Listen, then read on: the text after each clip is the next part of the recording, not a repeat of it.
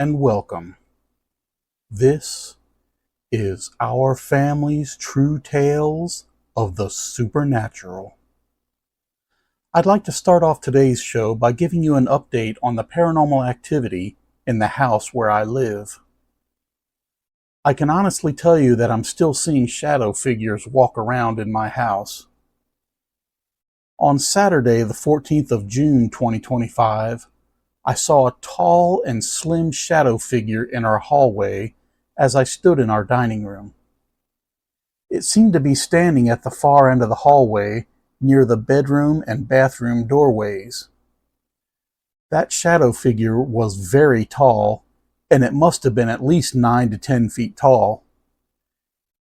It looked like it was hunched over and had its head and half its back against the ceiling as it was slumped forward. I also know that our hallway ceiling is about 8 feet tall in the hallway, or about 2 2/3 meters.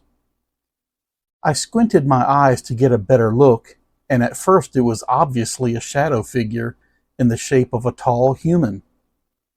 Yet within about 2 to 3 seconds, it started to fade away from my sight. As it started to fade over another 2 or 3 seconds, it gradually disappeared from my sight. During that time, I leaned my head one way and the other to try to get a better look at it. So I know what I saw.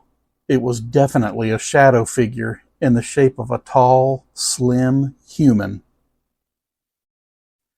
A short time later, on Monday, the 16th of June, I saw a shadow figure at a graveyard in the small city I live near. I had just dropped off my coworker Ed after work. He lives very near to the graveyard. His house is next to the house on the corner of the block, so his house was within 200 to 300 feet of the graveyard, or about 70 to 100 meters. So his house was near the three-way intersection of the street at the graveyard. So as I approached the stop sign at the end of the street, I saw the shadow figure at the graveyard's driveway. I flinched and did a double take, and as I looked back, there was no one there. I hoped I wouldn't start seeing all the spirits at the graveyard, so I drove away and tried not to look back. Yet I did make a note of this occurrence. Over a week later, on Wednesday the 25th of June, I saw a shadow figure turn and dash into our hallway bathroom. It was a very hot afternoon with a heat index of about 107 Fahrenheit. That would probably be about 40 to 42 Celsius. The hallway was warm, and I preferred the cool air in the dining room or my bedroom. I didn't care to linger in the hot air of the hallway. Yet I did go to take a quick look in the bathroom, but I didn't see anyone in there. The figure had disappeared, but I made a note of this incident as well. I was beginning to wonder if the activity was ramping up again, but at this time I was only seeing shadow figures, so at least I wasn't seeing full-blown apparitions like I did in 2023. It wasn't that bad yet. I've also noticed some unexplained sounds over the last 2 weeks. Sometimes when I get up in the middle of the night, I hear a distinct sound. It's usually if I go into the hallway to use the bathroom toilet or go to the dining room and kitchen to get a drink of water. I sometimes hear the distinct sound of someone sitting down in a chair or getting up out of a chair.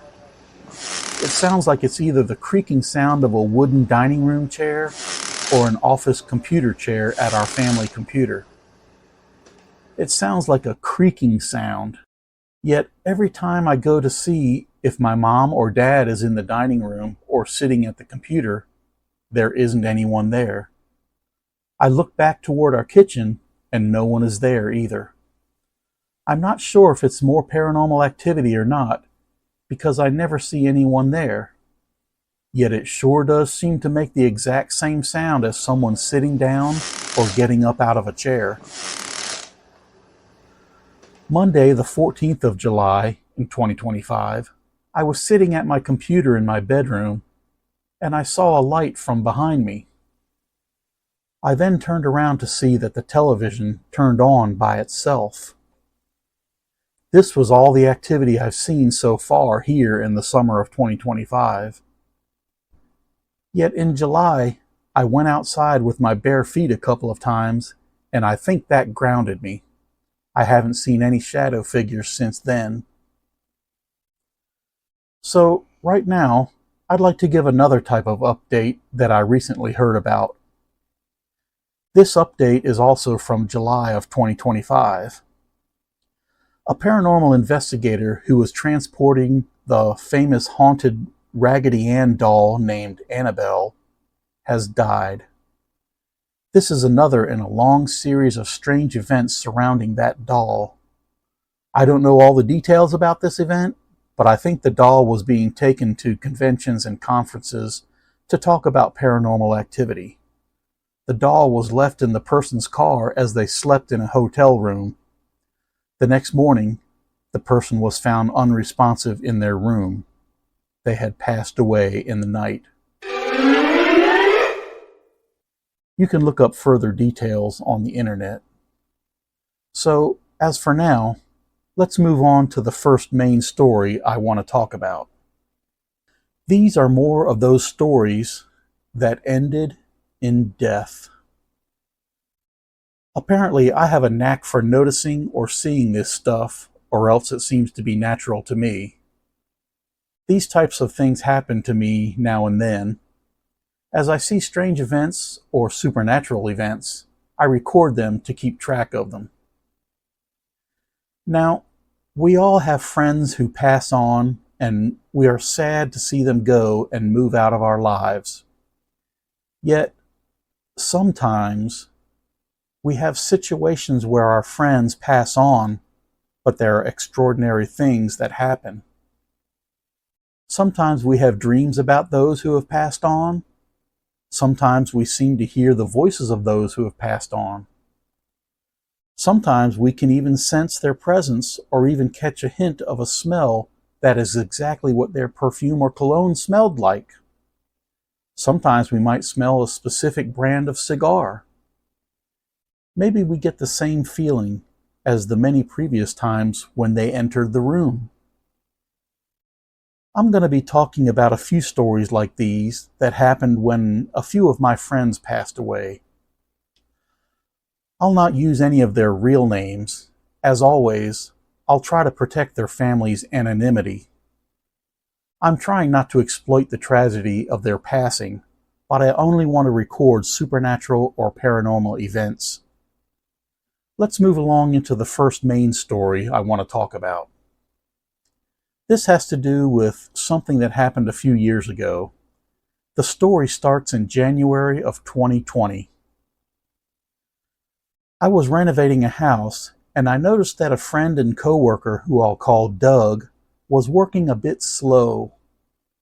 I also noticed that he would work for a couple of minutes and then sit down to take breaks. I kept wondering why he was going so slow and why he took so many breaks to sit down. He seemed to take breaks over and over again about every 5 to 10 minutes. I found out a few weeks later that he had cancer and some other related health problems. A short time later, he had surgery that I thought fixed the problem, but a couple months later, his cancer was back. This time, the cancer was spreading very fast. Through the summer of 2020, I thought he was getting treatments that would take care of the problem. Yet as time passed, it seemed like his condition got worse. We got a call on the phone in September of 2020, and we were told that he was dying and wouldn't last long. We were told that we should come to the hospice center to say our goodbyes. We wanted to go visit him before he passed away, so we rushed to get ready and drive to the hospice care center. We arrived in time to say our goodbyes, but it was obvious he was in bad shape and would not live much longer.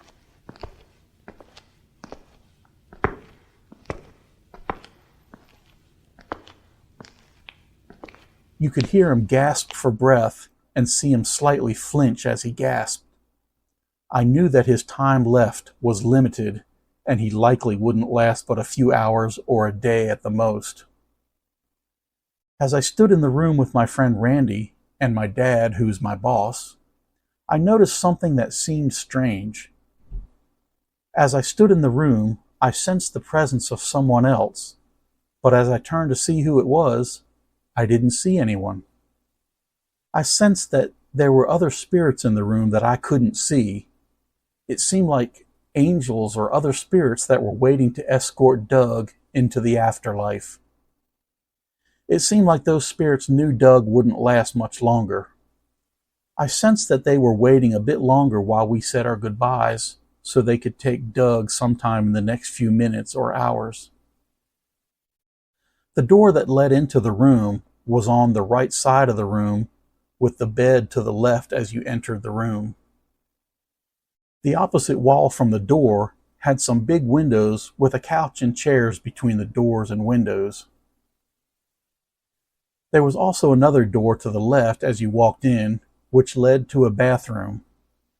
As I sat on the couch, I felt a presence standing at the window and another one in the bathroom near the doorway. It seemed like they were waiting to take Doug to a better place when he died. We all said our goodbyes, and as we left, I saw a doctor talk to Doug's wife. He was telling her that she needed to let him go because he couldn't live much longer in this condition. He couldn't continue gasping for breath. As we were leaving, I thought I overheard the doctor saying that they needed to turn off the ventilator mask. I then heard his wife get the sniffles, and she whimpered in the background as we left. As we drove away, I had a strong feeling that Doug might pass away before we could return to our house. As we were traveling home, my dad was driving and my friend Randy was up front and I was in the back of our van. My dad mentioned that he wanted to get something from the store on the way home. As we pulled into a local store, I felt as if a finger poked my ribs to make me flinch. I looked around and no one was around me that could have poked me. There wasn't anybody else in the back with me in the van. I then got the distinct feeling that Doug had passed away and that his spirit played one of his final pranks. It was as if he let me know he passed on and that he would be okay. I felt sad at first and then felt comfort that he was no longer suffering. About 1 minute later, we got a call from Doug's wife telling us that Doug had passed on. My dad turned to me and let me know what the call was about. I then told my dad and my friend Randy that I sensed something a few minutes before the call. I told them that I also felt a poke in my ribs and I had a strong feeling that Doug had passed on. My dad and Randy both agreed that my sensation was likely the exact time he passed on. We all agreed that it was good that Doug was no longer suffering. I later brought some food to Doug's house where his wife and other family and friends had gathered. As I was at their house, I told them about the poke I felt and how I had a feeling that Doug had passed on. His wife and preacher told me that it must have been Doug and God letting me know that he had moved on. I agreed. I talked with some folks for a while and eventually made my way back to my home. Now, I'd like to move on to our second story. This next story I'd like to talk about involved an occurrence that happened on Saturday, the 18th of November in 2023. I had just woke up from a dream and looked at the clock to see it was a few minutes before 6 in the morning. The dream I had was about a friend of mine. I'll call him Brad in order to protect his family's privacy and anonymity. Like I said previously, I don't mean to exploit this person's passing, but I only want to emphasize and record the paranormal and supernatural event. Now, Brad was a friend who died in September from a mountain hiking accident. As I was in the dream, I saw him in a large office lobby or doctor's waiting room in an office building. The carpet was a short weave that was mostly a silvery gray with tiny dots of black and a purplish mauve color that made it look somewhat gray. There were a small number of chairs with a small number of people sitting in them off to the side. The room looked like it was at least 30 feet by 30 feet, if not maybe 50 feet by 50 feet. Now Brad was briskly walking through the room, and I flinched with a loud gasp because I saw my friend, who I knew had died. I looked at him with astonishment and tried to look at him intently so I could make sure it was him. He started to walk to the other side of the room so he could leave. So I went to talk to him. I said, "Excuse me," yet he refused to stop. I spoke louder and said, "Excuse me, Brad!" He still kept briskly walking across the room. I took a few swift paces at almost a running pace and got to him, grabbed hold of his arm, and told him to stop. He stopped to look at who was holding on to his arm. As he looked at me and noticed it was me, he smiled and said in a nonchalant tone of voice, "Oh, hey, Larry." He acted like he wanted to keep walking and leave the room. I said, "Now wait a minute. You can't walk through here and not talk to anybody." He stood silent with a slight smile from the left side of his mouth. He then said, "Why can't I?" I then spoke with an impatient tone in my voice. I replied with excitement and said, "You died a couple months ago, or led everyone to believe you were dead. You can't walk through here as if you never died." Brad smiled out of the left side of his mouth again and almost laughed as he gave a slight brief chuckle. He then replied as if he were joking and said, "Well, here I am." He ended his short sentence with a smile on his face again. At this point, I wondered if this was a dream, and I looked around the room. I noticed the look of the carpet on the floor. I noticed the large windows on the side of the room. I also noticed the somewhat tall drop ceiling with fluorescent lights. I even noticed that Brad was wearing light gray pants and a light-colored shirt with tiny pinstripes. I even remembered that the pinstripes looked red, black, and gray. He made a gesture that seemed like a nonchalant shrug and smiled again, as if he were going to laugh. It almost seemed like he was going to say, "Well, I'm right here, and I'm not dead." I once again tried to make sure it wasn't a dream. I rubbed my right thumb against the fingers on my right hand. I tapped the fingers of my right hand against my left hand. I even tapped my hand against my leg, and everything seemed real, as if there was no chance it could be a mere dream. I looked again at the details of the woven carpet. I also remember the white paint on the walls. I even remember the ceiling tiles that were white with small black dots and short little black zigzag lines. I also noticed that the floor near the large windows had polished, smooth tiles, yet the rest of the floor had carpet. At that moment, I noticed that my back started to hurt a little, and I grabbed my back with my left hand and rubbed it a little.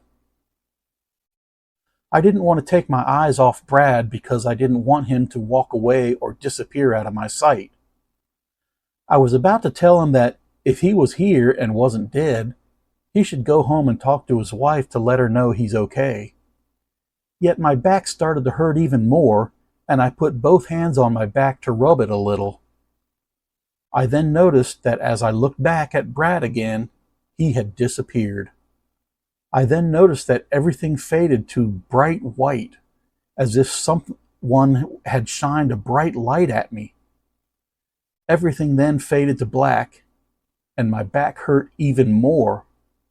The pain was almost crippling. I reached out to rub my back again, but woke myself up.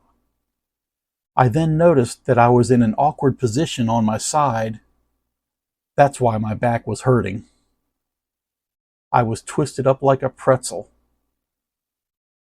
I then noticed that I was waking up from what seemed like an important dream, and I remembered that I saw my friend, and I wanted to write down the details of the dream. Yet I had to run to the bathroom first. As I got back from the bathroom, I got to my bedroom and typed out the details of the dream on my computer. I don't know why Brad seemed to visit me like this, other than the fact that we were friends. I hope he knew that I considered him to be a good friend. I even wanted to apologize for something we had a conversation about a few years before that time. I wanted to tell him that he was right and that I had finally learned about what he was talking about. He died before I could tell him, but I know he sure seemed friendly in the dream, so I'm sure it didn't matter to him. He seemed like he wanted to move on so he could go somewhere else. I hoped he either moved on to heaven or visited his wife to let her know that he was okay. This dream felt more real than any other dream I've ever had. As I was in the dream, I even rubbed my fingers together to make sure I could feel things and be sure I was in real life. I even tapped the fingers of my right hand against my left hand, and then against my leg. It seemed as if I really was in a large office lobby in real life, and it didn't seem like a dream at all. I've had vivid dreams before, but this was much more vivid than those dreams were. It left me with the feeling that this was much more than a mere typical average dream. It seemed like it was paranormal or supernatural. Now I'd like to talk about the next incident. The next incident I'd like to talk about occurred in autumn of 2023, or that's when it started anyway. I had a friend I chatted with on the internet every weekend, and I considered him to be somewhat of a mentor. I'll call him by the pseudonym Pat. He was a very cheerful person and always had a kind word or an encouraging word to cheer people up. One day, Pat had some health problems and had to go to the hospital. He first thought it was a mild case of pancreatitis. It made him a bit sore, but the doctors thought they were something more than pancreatitis. They wanted to run more tests to figure out what it was. They thought there was a small lump pushing on his pancreas. My friend's health quickly got worse, and they delayed the surgery. The doctors tried another test to check on the lump. The next week, they said he continued to get worse, and the doctors said that he had advanced lung cancer. They said that he wouldn't last much longer. Then, about halfway through the week, he passed on. I considered the guy to be a close friend, a mentor, and a father figure. Some folks made a video recording of the funeral service, and I watched it since he lived far away from my area. A week or two later, I started feeling very sad as I worked renovating a house. I got so sad that I wanted to walk into a room all by myself because I was about to have some tears come into my eyes. I didn't want anyone to see me that way, so I wanted to go to a secluded end of the house far away from other people. I started to turn to walk to the empty part of the house, and something odd happened. I sensed someone walking up to me from behind. I thought I heard footsteps shuffling along on the floor behind me. I then thought I felt someone put their hand on my shoulder from behind where I was standing. I turned around to see who it was, and there was no one there. I then felt a sensation that seemed like a kind-hearted friend was there in my presence. I only sensed that from one person who I had ever known, and that was my friend Pat, who had just passed on. I even mentioned his name. I said, "Pat, is that you?"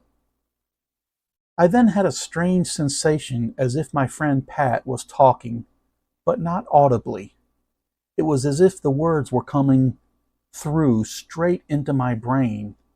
It was as if his spirit was psychically talking to me through telepathy, or his spirit commuted straight into my brain. It was as if Pat said, "Larry, this isn't necessarily a time to be sad. Actually, I'm really happy because I finally get to see God. So, in a way, this is a good time to remember all those people who have come into your life and been kind hearted to you." Well, my friend Pat also mentioned that it's good to be thankful for those folks who taught me things that led to my NDE, or my near death experience. Those were things about love and people being kind hearted to other people. It was similar to many people with NDEs who learned that God loves all people. So Pat told me to be thankful for all those folks who taught me those types of things.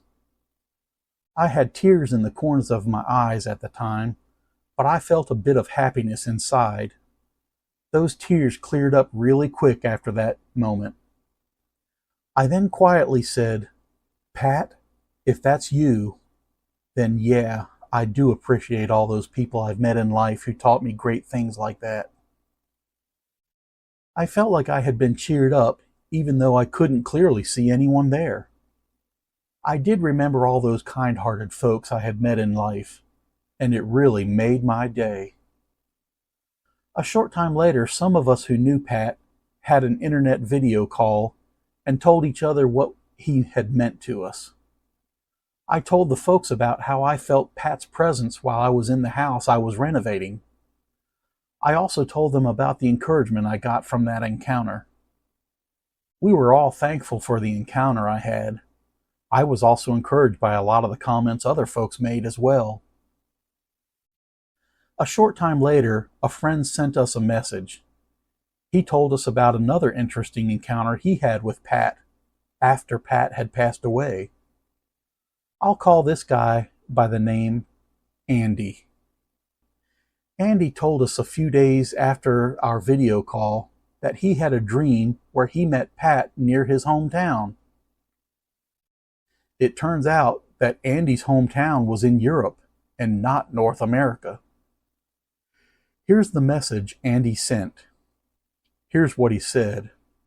Quote, "I dreamed I met Pat the other night. He was on the sidewalk on one of the main streets here in my hometown, repairing a bicycle. Since he was in my hometown, the first thing I told him was that I understood that he couldn't be here in real life. Besides, I know that he is no longer alive here on Earth. I was so happy to see him that I began to cry and hug him while telling him that I understood that he was not there in reality. Then he answered me that he was always with us. In retrospect, I came to think that one of the last things he taught us was that we always have the cloud of witnesses with us. I wanted to share this dream with all of you in the group, because I found it so comforting." End quote. Now, the reference to the term "the cloud of witnesses" is from an old saying and a reference in the Bible. It is all the people in heaven. It's also thought that these folks sometimes observe how we conduct ourselves in this life. Some people also think they cheer for us to live good lives and be kind-hearted to other folks. Yet it's very interesting that Andy was visited by the same guy and given a few encouraging words. It seemed like I had gotten a few encouraging words in my encounter as well. A short time later, Pat's wife mentioned that she had a vision or a dream about Pat. She said that in the vision, he was wearing big sunglasses that had lenses in the shape of stars. She said that he often spoke about wearing glasses like that when he got to heaven. He thought that it might be very bright when he got to see God, so he wished he could have sunglasses like that. I think she was greatly encouraged by that vision as well. A short time later, I once again started to feel sad about Pat's passing, and I had another strange encounter. I went into a local fast food restaurant and saw a guy that looked almost identical to Pat, except younger. It was as if Pat was young and had his dark curly hair again, sort of like he had when he was a young man. I was so shocked to see the guy that it left me stunned. I didn't have the nerve to go talk to the guy. I did sneak a picture with my phone, though. A short time later that afternoon, I found an old picture of Pat on his social media page, and it sure looked identical to him. Once again, I felt encouraged. Sometime later, I got to thinking about Pat again and wondered why he seemed to give up and accept death the way he did.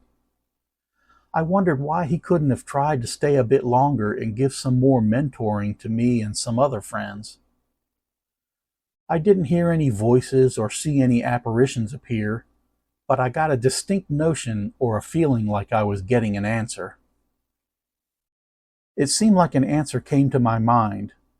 A thought came into my mind as if someone was answering my question. It seemed like Pat was saying he wanted to go into the afterlife so he wouldn't suffer in this life anymore. Yet that was only one of the reasons. Another reason was that he wanted to help me and his other friends so good things would happen in our lives. He wanted to help us from the other side. He also seemed to want to give us silent forms of guidance in our lives to help us out. I'd like to think that he's been helping us all along. It was sad to see him go, but many of us have bettered our lives since the time he passed on. Many of us who were his friends have benefited and matured from it all. So if he's listening, I'd like to thank him for the help. I sure do appreciate it. Thanks, Pat. Hey, if you could, please do me a favor and click the like button if you appreciate these stories.